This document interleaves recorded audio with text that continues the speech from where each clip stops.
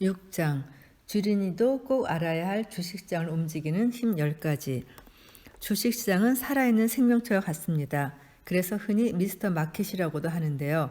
이 미스터 마켓은 사람과 똑같습니다. 기분이 좋을 때는 흥분해서 시장이 급등하기도 하고 기분이 우울할 때는 급락이 나오기도 합니다. 주식시장은 기업 실적, 글로벌 경제 상황, 환율, 정치, 기후 등 다양한 요인에 의해 움직임이 결정됩니다. 기업들의 주가도 마찬가지입니다. 실적, 외부 변수, 수급, 대주주, 정부 정책 등 다양한 요인들에 의해 주가의 움직임이 결정됩니다. 이번 장에서는 주식시장과 기업들의 주가 움직임을 이해하는 데 꼭 필요한 지식들을 알려드리겠습니다. 질문 46번째. FOMC를 알면 주식시장의 흐름이 보인다면서요? 주식 시황을 보신 분들은 FOMC와 연준이라는 단어를 가장 많이 들었을 겁니다. 주식 투자자라면 반드시 알고 있어야 하는 단어임에 틀림없습니다. 각 나라에는 그 나라의 통화 정책을 책임지는 기관이 있는데요. 한국에는 중앙은행, 그리고 미국은 연준이라고 불리는 중앙은행이 있습니다. 물가가 오르면 금리를 인상하고 통화량을 줄여 경기를 위축시켜 물가 상승을 제어하기도 하고요. 경기가 좋지 않으면 금리를 인하하고 통화량을 증가시켜 경기를 부양시키기도 합니다. 연준은 12개의 지역 연방준비은행과 연방준비위원회, 연방공개시장조작위원회로 구성되어 있는데 이 연방공개시장조작위원회가 FOMC, 즉 통화정책을 결정하는 기관입니다. FOMC는 1년에 8번의 정기회의를 개최합니다. 특히 8번의 정기회의 중 3, 6, 9, 12월에 열리는 FOMC는 매우 중요합니다.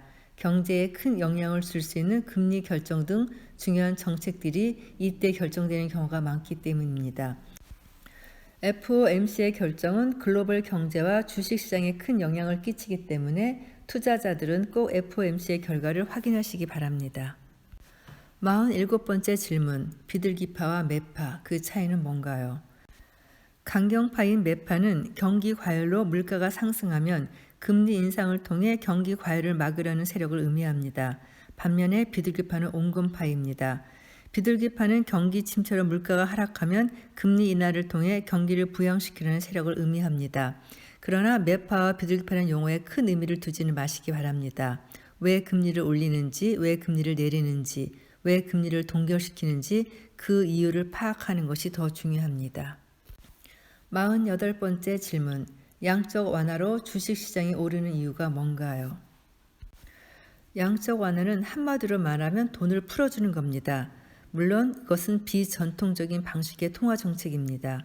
대공황이나 코로나19 팬데믹은 아주 드물게 발생하는 충격이지만 발생할 경우 경제에 엄청난 충격을 주게 됩니다.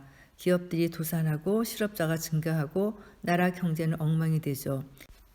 이런 경우 정부와 중앙은행은 긴급 처방전을 쓰게 됩니다. 물론 전통적인 방식인 금리 인하는 기본으로 들어가죠. 금리 인하가 효과가 나타날 때까지 시간이 많이 걸리는 반면 양적 완화는 바로 효과가 나타납니다. 중앙은행이 돈을 대규모로 찍어내고 그 찍어낸 돈으로 국가가 발행한 채권인 국채나 민간 기업들이 발행한 회사채를 매입해 시중에 돈을 대량으로 유입시키는 통화정책이기 때문이죠. 따라서 양적 완화가 시작되면 돈의 공급이 크게 증가하고 주식 등 자산 가치는 상승하게 됩니다.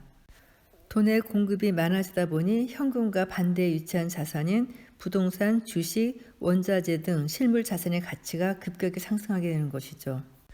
양적 완화는 경제가 심각할 정도로 좋지 않다는 것을 알려주는 거기는 하지만 주식 투자로 자산을 증식할 수 있는 좋은 기회가 될 수 있다는 것도 잊지 마시기 바랍니다. 질문 49번째. 턴어라운드 기업에 투자 기회가 있다면서요? 턴어라운드는 돌아선다는 뜻입니다. 부실 기업이 우량 기업으로, 적자 기업이 흑자 기업으로, 저성장 기업이 고성장 기업으로 변신에 성공했다는 의미입니다. 주식시장에서 턴어라운드 기업은 많지 않지만 그래도 꾸준히 나오는 편입니다. 우리가 턴어라운드 기업에 주목해야 하는 이유는 주가 상승률이 엄청나기 때문입니다. 마치 단막극 무명 배우가 영화 주연 배우가 되어 몸값이 천정부지로 치솟는 것처럼 부실 기업, 적자 기업으로 관심도 못 받던 회사가 대규모 흑자를 내고 시장의 관심을 한몸에 받으면서 엄청난 주가 상승을 보이기 때문입니다. 대표적인 턴어라운드 기업이 5G 통신 장비 회사인 KMW입니다. 턴어라운드 기업에 대한 투자는 성공할 경우 투자자에게 막대한 이익을 안겨주지만 실패할 경우 전 재산을 다 날릴 수 있을 정도로 리스크 역시 큽니다. 50번째 질문. MSCI 지수가 도대체 뭔가요? MSCI는 패시브 펀드가 기준으로 삼는 지수입니다. 모건 스탠리 캐피탈 인터내셔널이라고 표기하는데 미국의 모건 스탠리가 개발한 전 세계 주식시장의 기준이 되는 지수 중 하나입니다.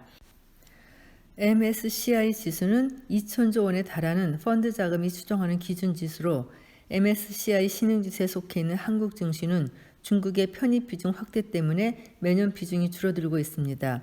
그리고 그러한 비중 축소에 따른 외국인 매도가 그때마다 나오고 있습니다. 조금 더 이해를 돕기 위해 MSCI 구조를 추가 설명하겠습니다. MSCI 지수는 선진지수, 신흥지수, 프론티어, 개발도상국 지수 3개로 나누어져 있습니다. 한국은 신흥지수에 편입되어 있습니다. 지금 MSCI 신흥지수를 추정하는 자금은 무려 2천조가 넘는데요. 1%만 비중이 축소되어도 20조 원이 넘는 돈이 국내 주식을 매도하고 빠져나갈 수 있습니다. 그런데 같은 신흥시장 아시아권에 속해 있는 중국의 비중이 올라가면서 한국의 비중이 자꾸 줄어드는 거죠. MSCI는 매년 2월 말, 5월 말, 8월 말, 11월 말에 정기적으로 리밸런싱을 합니다. 그때마다 한국 증시는 외국인 매매에 따라 변동성이 커지곤 합니다. 중국의 편입 비중 확대 때문에 매년 비중이 줄어들고 있기 때문이죠. 그리고 그러한 비중 축소에 따른 외국인 매도가 그때마다 나오고 있습니다. 쉬운 한 번째 질문. 블록딜이란 어떤 것이고 왜 악재가 되나요? 여러분이 어느 기업의 대주주라고 한번 가정을 해보죠. A라는 기업의 대주주인데 급하게 지분을 팔아야 하는 사정이 생겼습니다. 급하게 큰 돈이 필요한데 대출을 받기는 그렇고 주식을 처분해서 현금을 확보해야 하는데 30%의 지분을 보유하고 그중 2%를 그냥 장중에 매도한다고 하면 어떤 일이 발생할까요?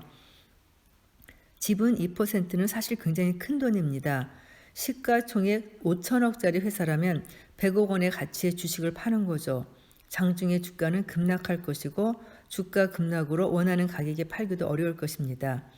그래서 장중에 대규모로 매도하기보다는 블록딜을 이용해 지분을 매각하는 경우가 많습니다.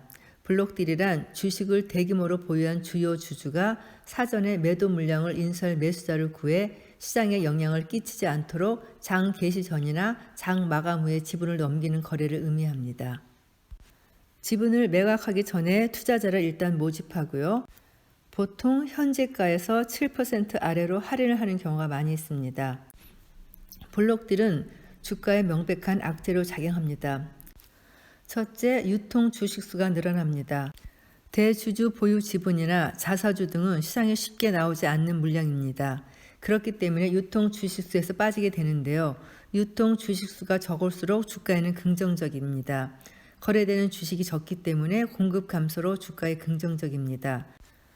블록딜로 인해 잠겨있던 대주주 지분이나 자사주가 외국인이나 기관 투자자에게 넘어가면 유통 주식수가 늘어납니다. 이들은 장기 투자보다는 시세 차익을 노리고 들어온 경우가 많기 때문에 물량을 받고 바로 차익 실현을 할 가능성이 높습니다. 시중에 물량이 그냥 풀려버리는 거죠. 유통 주식수 증가로 주가도 당연히 악영향을 받습니다. 둘째, 투자 심리에 부담으로 작용합니다. 대주주가 가진 주식 중 일부를 매각하는 것은 자칫 주주들의 불안 심리를 자극할 수 있습니다. 그렇기에 블록딜을 공시한 기업이 있다면 투자에 주의하시기 바랍니다. 기업 가치가 좋아도 수급 악화로 상당 기간 주가가 부진할 가능성이 높기 때문입니다. 쉬운 두 번째 질문. 원달러 환율이 하락하면 왜 외국인이 매수하나요? 환율은 한 나라의 화폐와 외국 화폐와의 교환 비율입니다. 원달러 환율은 우리나라 원화와 미국 달러와의 교환 비율이고 N달러 환율은 일본 엔화와 미국 달러와의 교환 비율입니다. 환율이 하락한다는 것은 그 나라의 통화 가치가 상승한다는 의미입니다. 원달러 환율이 하락할 때 한국 주식시장은 상승하는 흐름을 보이고 외국인 투자자들은 한국 주식 비중을 확대하는 경향을 보이기 때문에 원달러 환율의 흐름을 알고 전망하는 것은 국내 주식 투자를 하는 데 있어서 매우 중요합니다. 예를 들어 보겠습니다. 원달러 환율이 1달러에 2,000원이고 삼성전자 주가가 10만 원이라면 삼성전자 한 주를 매수하는데 몇 달러가 필요할까요? 50달러가 필요합니다. 그런데 한 달 후에 원달러 환율이 급락해서 1달러에 1,000원이 되었습니다. 삼성전자 주가는 10만 원 그대로고요. 그럼 삼성전자 한 주를 10만 원에 팔고 달러로 환전하면 몇 달러를 받을 수 있을까요? 100달러를 받을 수 있겠죠. 삼성전자 주가가 변하지 않았어도 원달러 환율이 50% 하락하면 외국인 투자자는 100%의 수익을 얻을 수 있게 됩니다. 또한 한국은 수출 비중이 높은 나라입니다. 기업 이익의 대부분이 수출에서 발생하기 때문에 수출이 증가할지 감소할지 예측하는 것이 매우 중요합니다. 삼성전자의 주가가 상승하려면 반도체, 스마트폰, 가전 등의 제품 수출이 증가해야 합니다. 그런데 한국의 수출 증가율은 원달러 환율이 하락할 때 상승하는 경향이 있습니다. 글로벌 경기가 좋아질 때 원달러 환율은 하락하는 경향이 있기 때문에 수출도 증가한다고 생각하면 됩니다. 환율 분석은 성공 투자를 위한 필수 조건입니다. 쉬운 세 번째 질문. 주가가 급등하려면 결정 인자가 필수라면서요. 주도주란 시장을 앞장서서 이끄는 기업들을 의미합니다. 주도주가 되려면 주가 상승은 기본이고 그 당시 시장의 산업 트렌드를 주도하는 업종에 속해 있어야 합니다. 2005년에서 2007년 강 사장을 주도했던 조선주와 철강주는 당시 중국의 대규모 인프라 투자 확대에 따라 막대한 이익을 냈을 뿐만 아니라 주가도 크게 상승했습니다. 시장을 이끄는 주도주는 아무 이유 없이 주가가 상승하지 않습니다. 주도주의 주가가 급등하는 것은 주가를 상승시키는 결정인자가 있기 때문입니다. 결정인자가 언제 어떤 내용으로 나타날지 꼭 확인하면서 투자하시기 바랍니다. 쉬운 네 번째 질문. 주가가 급등하려면 멀티플이 중요하다면서요. 주식 투자를 함에 있어 공식을 외울 필요는 없지만 다음 공식은 주식 투자자라면 꼭 외워놓으시기 바랍니다. 이 공식을 알고 있어야 주가가 왜 상승하는지 알 수 있기 때문입니다. 주가는 EPS 곱하기 PER입니다. EPS는 주당 순이익입니다. PER은 멀티플입니다. PER은 주가를 EPS로 나눈 것으로 현재 주가가 주당 순이익의 몇 배에 거래되는지를 나타내는 지표입니다. PER이 높을수록 주가가 실적에 비해 높게 거래되고 있다는 의미이고요. EPS는 주당 순이익입니다. 기업이 1년간 벌어들이는 순이익을 주식수로 나눈 것입니다. 즉, 한 주당 얼마의 이익을 내는지를 나타냅니다. 기업의 실적이라고 볼 수 있죠. 주가가 상승하기 위해서는 EPS와 PER이 상승해야 합니다. 이익과 멀티플이 상승하면 주가는 큰 폭으로 오르게 됩니다. 누구나 기업의 이익이 증가하면 주가가 상승하는 것은 당연하다고 생각할 것입니다. 그런데 멀티플은 어떻게 해야 상승할 수 있을까요? 멀티플은 미래의 성장 가치입니다. 현재가 아닌 미래 가치가 증가할 기업을 발굴하는 것이 주식 투자의 가장 중요한 요소입니다. 이익 성장은 매분기 발표되는 숫자로 확인이 가능하지만 멀티플은 미래에 대한 확신이 있어야만 계산이 가능합니다. 주가 급등은 이익의 증가보다 멀티플의 증가에서 비롯됩니다. 쉬운 다섯 번째 질문. 증권사 보고서는 주가에 어떤 영향을 주나요? 증권사 애널리스트는 단어 그대로 분석을 하는 것이 주 업무인 직업입니다. 애널리스트는 보고서를 통해서 자신의 생각을 얘기하고 전달합니다. 주식 투자자는 애널리스트의 보고서를 통해 기업, 산업, 시장, 경제 등 주가에 영향을 줄 수 있는 다양한 요소들을 파악할 수 있습니다. 애널리스트가 커버한다는 것은 해당 산업, 해당 기업을 담당해서 분석하고 자료를 내고 목표 주가까지 낸다는 의미입니다. 그래서 이들이 작성하는 보고서는 맞을 수도 있고 틀릴 수도 있지만 가장 깊이 있는 주식시장의 정보 창고로 보고 있습니다. 따라서 시간과 정보가 부족한 투자자들에게는 기업과 산업, 시장, 경제에 관련된 보고서가 투자 판단을 하는데 큰 도움을 줄 것입니다.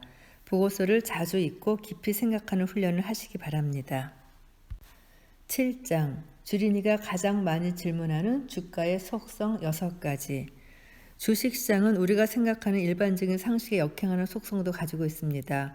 호재가 발생했는데 주가는 오히려 급락하는 경우도 있고 악재가 나와도 상승하는 경우가 있습니다. 실물 경제는 최악인데 돈이 많이 풀려서 주가가 급등하는 현상도 자주 발생합니다. 이번 7장에서는 우리의 상식과 대비되는 주식시장만의 다양한 속성에 대해서 다뤄보았습니다. 쉬운 6번째 질문. 호재가 나왔는데 왜 주가가 급락하나요? 소문에 사서 뉴스에 팔아라라는 주식 격언이 있습니다. 주식 투자 경험이 많은 사람들에게 매우 익숙한 말이죠. 주가에 긍정적으로 작용할 수 있는 소문이 들리면 그 기업의 주식을 사고 그 소문이 사실로 드러나면 주식을 팔라는 의미입니다. 하지만 막상 소문만 듣고 매수를 하기는 쉽지 않습니다. 그런데 그 소문이 사실로 밝혀지는 뉴스가 나오면 투자자들은 그때서야 확신을 가지고 그 기업을 매수합니다. 그러나 주가는 소문이 사실로 드러나자 상승세를 접고 매물이 출회되며 밀리기 시작합니다. 뉴스가 현실화되면 더 이상 미래가 아니기 때문입니다. 주가는 미래를 선반영하는 특징이 있다는 것을 다시 한번 기억하시기 바랍니다. 쉬운 7번째 질문. 한번 상승세를 타면 계속 오르는 것 아닌가요? 주가는 상승과 하락을 반복합니다. 영원한 상승도 영원한 하락도 없습니다. 강세장에서 처음 투자를 시작한 초보 투자자들은 초심자의 행운이라는 덫에 걸리기 쉽습니다. 운을 실력으로 착각하게 되고 약세장으로 시장이 전환하게 될 때면 큰 손실을 보게 됩니다. 주가는 결코 계속 오르기만 하지 않습니다. 쉬운 8번째 질문. 기업이 제품 가격을 올리면 왜 주가는 오르나요? 기업 이익은 판매 가격에 판매 수량을 곱해 산출된 금액에서 비용을 뺀 것입니다. 매출액 마이너스 비용은 영업이익이라는 공식이 성립되는 것입니다. 영업이익은 기업이 영위하는 주요 사업에서 창출한 이익입니다. 이 영업이익이 증가해야 주가도 상승할 수 있기 때문에 주식 투자자는 반드시 영업이익을 매분기 실적 발표 때마다 체크해야 합니다. 그런데 이 영업이익을 증가하기 위해서는 판매 가격을 증가시키거나 판매 수량을 증가시키면 됩니다. 물론 비용을 감소시켜도 이익은 증가할 수 있습니다. 소비자 입장에서는 제품 가격 인상은 당연히 기분 나쁜 뉴스지만 투자자 입장에서 제품 가격 인상은 기업의 실적과 주가를 상승시킬 수 있기 때문에 환영해야 합니다. 쉬운 9번째 질문. 박리담에도 주가에 긍정적인 영향을 주나요? 앞에서 말했듯이 기업이 이익을 내기 위해서는 가격을 올리거나 수량을 늘리거나 비용을 줄여야 합니다. 물론 가장 좋은 것은 세 가지를 동시에 해내는 것입니다. 하지만 대부분의 기업들은 그렇게 할 수 없습니다. 가격을 올리면 수량을 포기해야 하고 수량을 늘리기 위해서는 가격을 포기해야 합니다. 박리담에 가격을 포기하고 판매 수량만 늘려도 이익과 주가가 상승할 수 있을까요? 가능합니다. 가격을 크게 낮추면 소비자들의 구매 욕구를 자극시켜 매출 성장이 크게 나올 수 있습니다. 판매 가격 인하보다 판매 증가 효과가 훨씬 크게 작용한다면 매출 증가는 더욱 크게 나올 것입니다. 특히 경쟁력이 뛰어난 제품을 생산하는 기업들이 박리담의 전략을 사용한다면 시장 점유율은 큰 폭으로 상승하게 됩니다. 시장 점유율 증가는 장기적으로 매출 이익, 주가에 긍정적인 영향을 주게 됩니다. 60번째 질문. 비용 감소도 주가를 오르게 하는 요소인가요? 판매 가격과 판매 수량이 일정하다면 비용의 감소는 기업 이익을 개선시키는 데 큰 도움을 줍니다. 비용을 감소시킬 수 있다면 매출액이 증가하지 않아도 이익을 증가시킬 수 있습니다. 가장 대표적인 기업의 비용은 인건비와 마케팅비입니다. 2020년 코로나19가 모든 것을 뒤덮은 시기, 소비 부진으로 기업들의 판매량은 크게 줄었고 판매 가격도 상승하기 어렵기 때문에 매출 감소는 당연했습니다. 그런데 2020년 3분기 코스피 상장사들의 매출은 감소했지만 영업이익은 증가했습니다. 매출 감소에도 이익이 증가한 것은 비용 감소 때문입니다.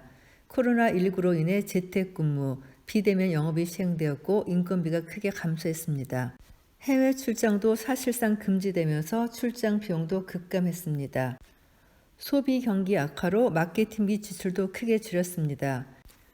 비용이 생각했던 것 이상으로 크게 감소하자 이익이 증가하는 것이 증명된 것입니다. 매출액 변동이 크지 않은 산업에서는 인건비와 마케팅비 증감 여부가 기업 이익을 결정하는 핵심 요소로 작용합니다. 61번째 질문. 체감 경기가 안 좋은데 왜 주가는 상승하나요? 주식 투자를 처음 하시는 분들의 공통적인 질문 중 하나가 바로 경기는 안 좋은 것 같은데 주가는 계속 올라가서 이해가 안 갑니다.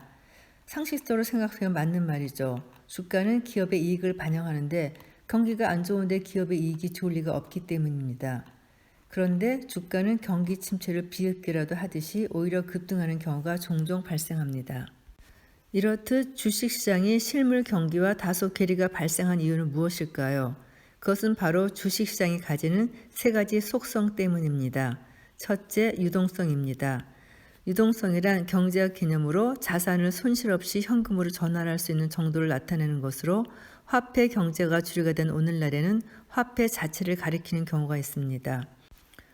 코로나19로 경제가 큰 충격에 빠지고 대규모 실업이 발생하자 중앙은행은 금리를 크게 인하했고 정부는 대규모 부양책을 동원해 시중에 돈을 풀었습니다. 이렇게 돈이 풀어지면서 주식시장으로 자금이 유입되니 주가 가치가 증가할 수밖에 없었습니다. 둘째는 대형 기업들의 시가총액 상승입니다. 코로나19로 인해 큰 피해를 입은 주체는 중소기업 및 소상공인입니다. 반면 시장 지배력이 높은 대형 기업들은 그렇지 않았습니다. 상황이 어려운 중소기업의 주가 등락은 증시에 큰 영향을 주지 않고 삼성전자, 네이버 같은 대형 기업들의 주가 등락은 증시에 큰 영향을 줍니다. 오히려 대형주들의 주가는 상승하였죠. 이런 주가 상승이 주식시장 상승에 큰 영향을 주었던 겁니다. 셋째는 미래 가치의 선 반영입니다. 과거와 현재가 아닌 미래를 반영하는 곳이 주식시장입니다. 코로나19로 인해 현재 경제 상황은 좋지 않지만 백신은 나올 것이고 코로나19 리스크는 해소될 것이고 경제는 마침내 정상화될 것입니다. 주식시장은 그러한 미래 기대감을 선 반영하고 있습니다. 이런 여러 이유 때문에 주식시장은 실물 경기와 다른 궤적을 그리곤 합니다. 8장. 주린이도 반드시 기억해야 할 주식 투자 꿀팁의 10가지. 20여 년간 주식시장에 몸담았던 필자만의 주식 투자 노하우를 8장에 모아보았습니다. 기업의 주가에 영향을 줄 수 있는 공시들을 검색하고 해석하는 방법, 기술적 지표로 지수를 예측하는 방법, 매도가 하고 싶을 때 고민해야 하는 3가지 기준, 아주 간단한 기업 분석 방법 등 꿀팁만을 담아 놓았습니다. 거북이처럼 천천히 가는 것도 좋지만 가끔은 토끼처럼 빠르게 갈 필요도 있습니다. 8장은 여러분을 잠시 토끼로 만들어 드릴 것입니다. 62번째 질문. 기업의 신규 시설 투자는 주가에 어떤 영향을 주나요? 주식시장에 상장한 기업은 일정 규모 이상의 시설 투자를 결정했을 때는 반드시 공시를 해야 합니다. 신규 시설 투자라는 항목으로 공시를 내게 되어 있는데요. 투자자들은 누구나 전자공시에 들어가서 기업들의 신규 시설 투자를 확인할 수 있습니다. 공시를 클릭하면 신규 시설 투자에 관한 자세한 내용이 나오는데요. 여기서 투자자들이 반드시 주의를 기울여야 할 점이 하나 있습니다. 신규 시설 투자 공시에서 가장 중요한 것은 투자 목적입니다. 설비 투자 금액도 중요하지만 내용을 꼭 확인하시기 바랍니다. 회사가 성장하기 위해 시설 투자 공시를 하는 것인지를 꼭 확인하셔야 합니다. 투자 목적 항목에 사업 및 시스템 반도체 R&D 센터 신축을 통한 업무 효율성 증대라고 적혀 있는 것과 신규 비메모리 반도체 시장 확대 수요에 대응하기 위한 생산 설비 신설이라고 적혀 있는 것과는 분명 차이가 있습니다. 새로운 분야에 진출하기 위한 설비 투자라는 것을 명확히 알 수 있을 때 대부분 주가에 긍정적으로 작용합니다. 63번째 질문. 5% 룰을 활용하면 주가를 예측할 수 있나요? 5% 룰, 지분을 5% 이상 신규 취득하거나 보유한 투자자가 매매 내역을 보고하는 규정. 이 5% 룰을 활용하면 주가를 예측할 수 있습니다. 지분을 5% 이상 신규 취득한 투자자가 투자 목적을 경영권 참여라고 공시했을 경우 경영권 분장 기대감에 의해 주가는 상승할 가능성이 높습니다. 64번째 질문. 대규모 수주를 확인하면 오르는 주식을 살 수 있나요? 의미 있는 규모의 공급 계약을 체결한 기업들은 그 내용을 의무적으로 공시를 해야 합니다. 기업의 주가에 큰 영향을 줄 수 있기 때문입니다. 지금부터는 대규모 공급 계약 체결이 얼마나 주가에 큰 영향을 주는지 알 수 있는 사례를 말씀드리겠습니다. 전기차 배터리용 양극재를 생산한 에코프로비엠이라는 기업은 2020년 2월 단일 판매 공급 계약 체결 공시를 냈는데요. 내용은 전기차 배터리용 하이니켈계 NCM 양극 소재 중장기 공급 계약 체결이었습니다. 규모는 매출액 대비 무려 465%이며 거래 상대방은 SK이노베이션이었습니다. 4년간 총 2조 7천억 원의 대규모 수주 계약으로 공시 당일 주가는 플러스 21%나 급등했습니다. 연 매출이 앞으로 2배가 늘어나는 계약이었고 전기차 배터리 시장의 성장성은 누구도 의심하지 않았기 때문에 주가는 공급 계약 체결일로부터 꾸준히 상승해서 무려 3배나 상승하는 힘을 보여주었습니다. 수주 공시를 확인하는 방법을 알려드리겠습니다. 대표적인 수주 산업인 조선사, 건설사의 수주를 확인하고 싶으면 전자공시 홈페이지에 들어가 상세 검색에서 단일 판매 공급 계약 체결이라는 키워드를 넣고 검색을 하면 됩니다. 특히 B2B 기업을 보유한 투자자들은 꼭 단일 판매 공급 계약 체결을 자주 확인해서 회사가 수주를 잘 받고 있는지 검증하시기 바랍니다. 65번째 질문. 고배당주에 투자하려면 어떻게 해야 하나요? 배당이 어떤 것인지는 이미 설명했습니다. 여기에서는 배당주를 어떻게 투자해야 하는지 말씀드리겠습니다. 네이버 검색창에 배당 수익률이라고 치고 검색을 해보세요. 그러면 배당 수익률이 높은 기업부터 순서대로 결과를 보여줍니다. 이제 해야 할 일은 어떤 기업을 선택할지 기준을 세우는 것입니다. 배당주 투자 시 명심할 게 있습니다. 첫째, 과거 배당금입니다. 과거도 높은 배당금을 꾸준히 지급했는지를 먼저 검증하시기 바랍니다. 둘째, 올해 예상 순이익입니다. 순이익이 지난해보다도 증가해야 적어도 지난해보다 많은 배당금을 기대할 수 있습니다. 셋째, 시기입니다. 고배당 기업은 적어도 10월까지 투자를 해놓으시는 것이 좋습니다. 11월에서 12월에 배당을 노린 매수세가 유입되어 주가가 상승하는 경우가 많습니다. 주가가 오르면 배당 매력이 떨어지는 만큼 11월이 오기 전에 미리 기업을 선정하고 매수해 놓는 게 좋습니다. 마지막으로 배당주에 투자했다면 언제까지 보유해야 배당금을 받을 수 있는지 알아보겠습니다. 만일 국내 증시 폐장일이 12월 30일이라면 폐장일 이틀 전까지 주식을 보유하고 있어야 배당을 받을 수 있습니다. 저금리 시대에 배당주 투자는 안정적인 재테크 수단입니다. 배당주에 투자할 때는 과거 배당금, 올해 예상 순이익, 투자 시기 등을 종합적으로 고려하되 고배당을 기대하고 투자했지만 주가가 너무 올라 배당 수익 이상의 수익률을 기록했다면 배당락 전에 매도하는 것도 좋은 방법입니다. 왜냐하면 배당을 많이 주는 기업들은 배당락 당일에 주가가 급락하는 경우가 종종 있기 때문입니다. 배당을 많이 주는 만큼 그걸 반영해서 배당 권리가 소멸되는 날에 주가가 하락하는 경우가 상당히 많습니다. 66번째 질문. 유상증자 신주 인수권 어떻게 대응해야 하나요? 유상증자를 하게 되면 주식수가 늘어납니다. 주주들은 주식수 증가에 따른 주가 하락으로 피해를 볼 수밖에 없습니다. 주주를 대상으로 하는 유상증자는 주주들에게 유상증자를 신청할 수 있는 권리를 부여하는데요. 이 권리를 신주 인수권이라고 합니다. 신주 인수권이란 회사가 신주를 발행할 경우에 그 전부 또는 일부를 타인에게 우선에 인수할 수 있는 권리입니다. 이 신주 인수권을 보유하고 있으면 유상증자 청약을 신청할 수 있습니다. 이걸 통해 주주들은 유상증자로 인한 주가 하락의 피해를 일부 만회할 수 있습니다. 신주 인수권은 유상증자 신주를 받을 수 있는 권리로 정해진 기간 동안 매도를 해서 현금화할 수도 있고 보유를 해서 유상증자에 청약해 신주를 받을 수도 있습니다. 선택은 주주의 몫이고 어느 것이 정답이라고 할 수는 없습니다. 유상증자 신주가 상장되는 날짜의 주가에 따라 결과가 달라지기 때문입니다.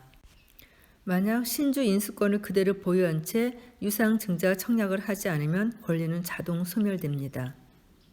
둘 중 하나는 꼭 선택하시기 바랍니다. 67번째 질문. RSI라는 보조지표로 지수를 예측할 수 있나요? 주가 차트 보조지표 중에 RSI라는 지표가 있습니다. 상대 강도 지수라고 하는데요. 가격의 상승 압력과 하락 압력 간의 상대적인 강도를 의미합니다. 이 지표가 상승하면 상승 압력이 더 높다는 것이고 하락하면 하락 압력이 더 높다는 것입니다. 따라서 주가가 크게 상승하면 RSI 지표도 크게 상승하고 주가가 급락하면 RSI 지표도 크게 하락하게 됩니다. RSI 값이 70 이상이면 과매수, 30 이하이면 과매도입니다.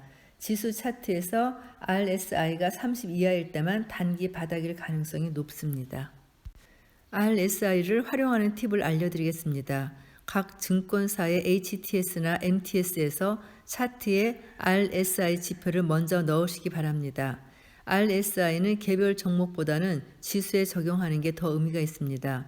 코스닥 지수 차트에 RSI를 넣고 지수의 단기 바닥을 잡아내는 것을 알려드리겠습니다.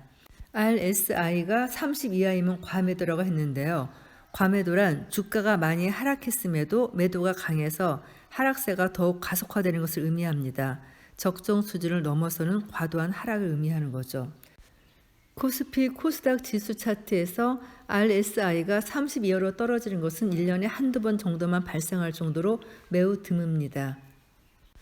시장이 급락하고 앞이 보이지 않을 때 RSI 지표를 보면 지금이 단기 바닥인지 아닌지를 어느 정도 확인할 수 있습니다. 단 개별 종목은 변동성이 크기 때문에 지수 차트에 비해서는 확률이 떨어지는 점은 유의하시기 바랍니다. 68번째 질문. 피어 그룹을 알면 목표가가 보이나요?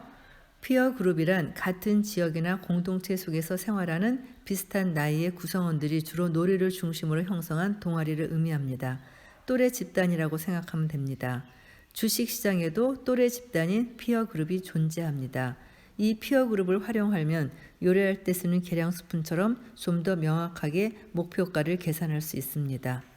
전기차 배터리를 생산하는 LG화학, CATL, 삼성 SDI, 파나소닉, SK이노베이션은 피어그룹입니다. 피어그룹 선두업체의 시가총액을 알면 목표가를 정확하게 계산할 수 있습니다. 실예를 들어 설명해 보겠습니다. 2020년 9월 기준으로 전기차용 2차 전지 시장 점유율은 CATL이 23.1%로 1위이고 LG화학이 22.9%로 2위입니다. 파나소닉이 3위, 그 다음에는 삼성, SK이노베이션입니다. 점유율로 보면 CATL과 LG화학은 0.2%로 차이가 거의 없습니다. 그런데 주가는 조금 다릅니다. 시가총액을 비교해 보겠습니다. 피어그룹의 가장 선두에 있는 CATL은 시가총액이 97조 원이고 점유율 차이가 거의 없는 LG화학은 시가총액이 56조 원입니다.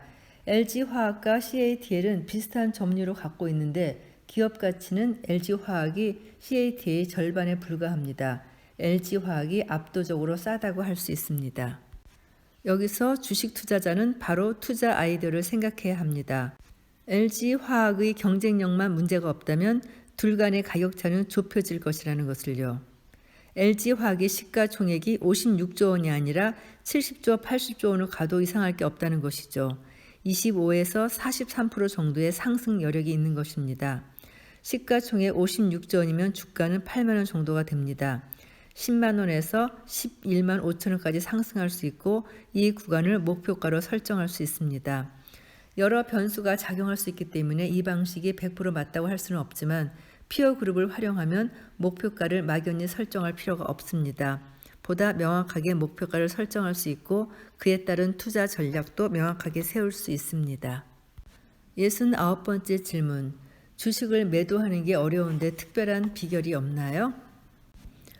어떤 기업에 투자해 수익률 플러스 20%를 목표로 보유했고 다행히 생각보다 빨리 플러스 20% 수익률에 도달해 매도했는데 그 기업이 플러스 100% 이상 올라서 멘탈이 흔들렸던 적이 있었을 겁니다. 매수도 그렇지만 매도도 언제 어떻게 하는 것이 옳은 것인지 판단하기는 너무 어렵습니다. 목표가에 도달했지만 더 갈 것 같아 매도를 안 했는데 다시 급락해서 수익을 도로 반납하는 경우도 있고 매도했더니 더 급등하는 경우도 있기 때문에 판단하기가 쉽지 않습니다. 주식 투자는 그래서 어렵습니다. 그래도 정답을 찾기 위한 노력은 해야 합니다.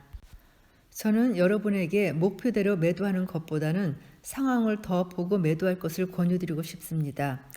6만 원 하던 삼성전자가 8만 원까지 갔다는 것은 기업 가치에 큰 변화가 생겼다는 것이고 일회성 상승이 아닐 가능성이 높다는 것입니다. 더 큰 상승을 할 수 있는 상황에서 단지 목표감을 생각하고 매도하는 것은 더 큰 수익을 창출할 수 있는 기회를 놓칠 수도 있습니다. 그럼 언제 매도를 해야 할까요? 매도할 때 고려해야 할 세 가지 기준이 있습니다. 보유한 기업보다 더 높은 수익률을 안겨줄 기업을 발견했을 때, 투자 아이디어가 훼손됐을 때, 그리고 매크로 이슈입니다. 이 기준에 해당될 때 매도를 고려하는 것이 좋습니다. 매크로 이슈를 잠깐 설명하고 넘어갈게요. 매크로는 대형이라는 의미로 사용되며 주식시장에서는 글로벌 경제를 의미하는 용어로 자주 사용됩니다. 예를 들면 삼성전자를 지속 보유했을 때보다 경쟁사인 SK 하이닉스가 더 높은 수익률을 줄 것으로 판단한다면 매도하는 것이 더 바람직합니다. 또 다음으로는 투자 아이디어 훼손인데요.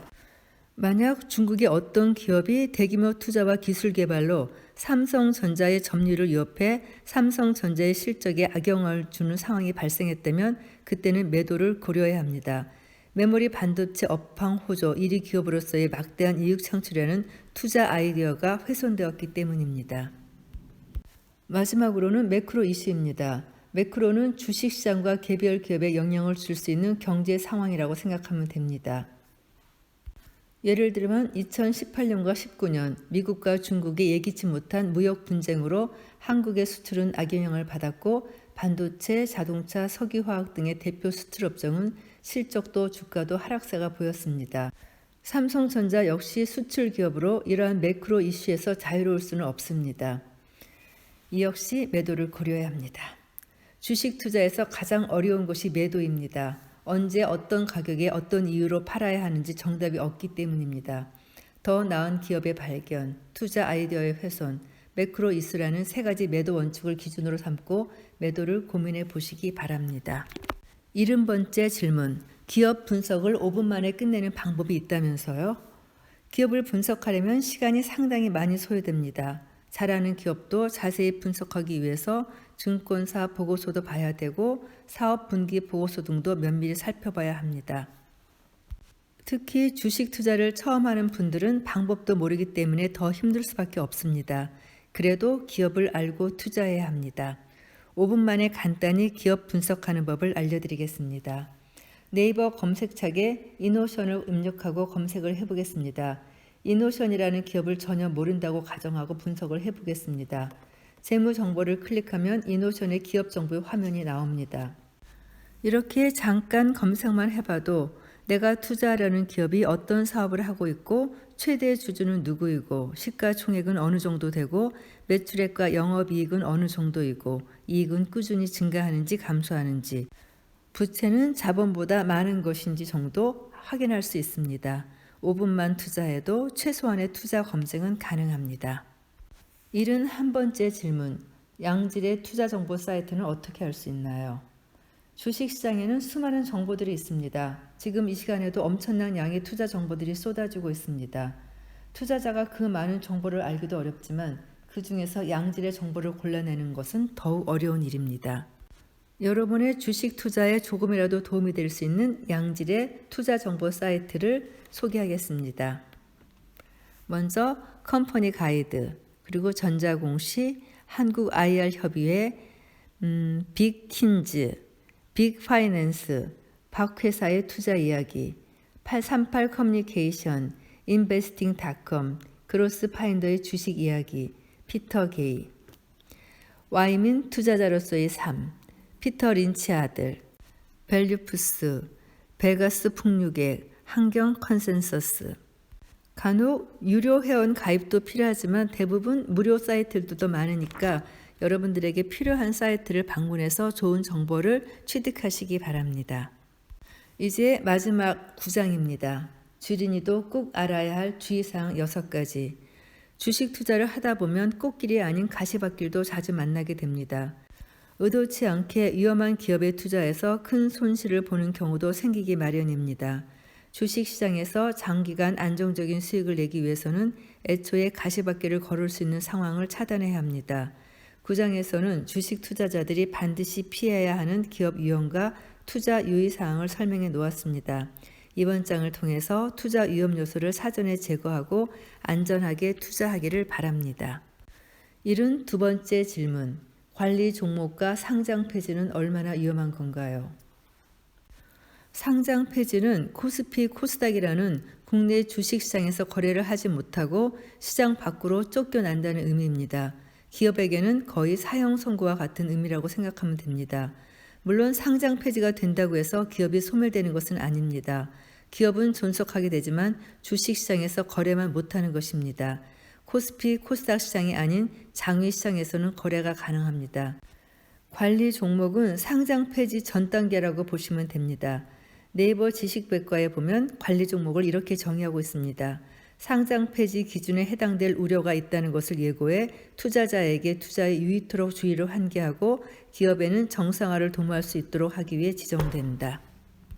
상장 법인이 갖추어야 할 최소한의 유동성을 갖추지 못했거나 영업실적 악화 등의 사유로 부실이 심화되어 상장 폐지 기준에 해당할 우려가 있는 종목이 지정된다. 관리 종목이 지정되면 일정 기간 매매 거래가 정지될 수 있으며 주식의 신용 거래가 금지될 수 있다. 상장 폐지가 될 수도 있는 기업이니 투자에 주의하라는 의미입니다. 관리 종목에 편입된 기업들 중에서는 기업이 정상화되어 관리 종목에서 해제되면 주가도 크게 상승하지만 상장 폐지되는 경우도 많은 만큼 관리 종목에 편입된 기업들은 되도록 투자에 유의하시기 바랍니다. 73번째 질문. 불성실 공시 기업을 주의해야 한다면서요. 주식시장에 상장되어 있는 기업은 투자자들에게는 기업의 중요한 경영사항, 재무사항 등 주가에 영향을 줄 수 있는 내용들을 알려야 하는 의무가 있습니다. 상장 기업은 공시를 통해 중요한 사항을 알려야 하는데 이러한 공시 의무를 성실히 이행하지 않는 것을 불성실 공시라고 합니다. 이미 공시한 내용을 번복하거나 부인하는 공시 번복, 기존 공시 내용을 일정 비율 이상 변경하는 공시 변동, 정해진 기간 내에 공시를 하지 않는 공시 불이행 등이 있습니다. 이런 불성실 행위를 하면 벌점을 부과하고 심할 경우에는 상장 폐지도 될 수 있습니다. 불성실 공시 법인에 대해서는 투자를 주의하시기 바랍니다. 74번째 질문. 주식 담보 계약 체결 공시에 함정이 있을 수 있나요? 주식 담보 계약 체결 공시는 대주주가 보유한 주식을 담보로 돈을 빌렸다는 것을 알리는 공시입니다. 신용도가 좋은 대주주가 상속세를 내기 위해 주식 담보 계약을 체결하는 경우도 있고 갑작스럽게 자금이 필요해 주식 담보 계약을 체결하기도 합니다. 하지만 팍스넷처럼 돈을 갚지 못해 담보 몰량이 쏟아지는 경우도 있기 때문에 주식 담보 계약 체결 공시는 꼼꼼히 확인하시기 바랍니다. 75번째 질문. 감사 보고서를 살필 때 어떤 점에 유의해야 하나요? 상장 기업은 1년에 한 번씩 기업의 재무제표가 적정하게 작성되었는지 확인하기 위해 회계 감사를 받습니다. 독립된 외부 감사인이 재무제표를 꼼꼼히 살펴보고 적정성을 판단해 감사 의견을 표명합니다. 감사 보고서에 나와 있는 감사 의견은 총 4가지인데 적정, 한정, 부적정, 의견 거절입니다. 이 중에서 한정, 부적정, 의견 거절이 담긴 감사 보고서를 제출한 기업은 관리 종목에 편입되거나 상장 폐지가 될 수 있으니 주의가 필요합니다. 감사 보고서가 제출되는 3월에는 특히 주의하는 게 좋습니다. 76번째 질문. 자본 잠식은 위험하다는데 어떤 의미인가요? 자본 잠식이란 자본 총계가 자본금보다 작은 상태를 의미합니다. 이익을 꾸준히 내는 기업은 자본 총계가 자본금보다 많습니다. 적자를 내는 기업은 자본 총계를 감소시키고 자본 잠식에 빠지게 됩니다. 자본 잠식이 커져서 자본 총계가 마이너스가 되면 완전 자본 잠식이 되고 상장 폐지가 될 수도 있습니다. 아무래도 예를 들어 설명하는 것이 쉬울 것 같습니다. 제가 치킨집을 오픈했다고 가정해 보겠습니다. 제가 가지고 있는 돈이 1억 원이고 은행에서 1억 원을 빌려서 창업을 했습니다. 그러면 자본금 1억 원, 부채 1억 원, 자본과 부채의 합인 총 자산은 2억 원입니다. 2억 원의 자금을 가지고 닭도 구입하고 인테리어도 하고 가게 임대도 하고 기계도 구입해서 영업을 했더니 1년에 3천만 원의 이익을 냈습니다. 이 3천만 원의 이익에서 제가 1,000만 원을 가져갔고 2천만 원은 그대로 남겨뒀다고 하면 이 2천만 원은 이익 잉여금이 됩니다.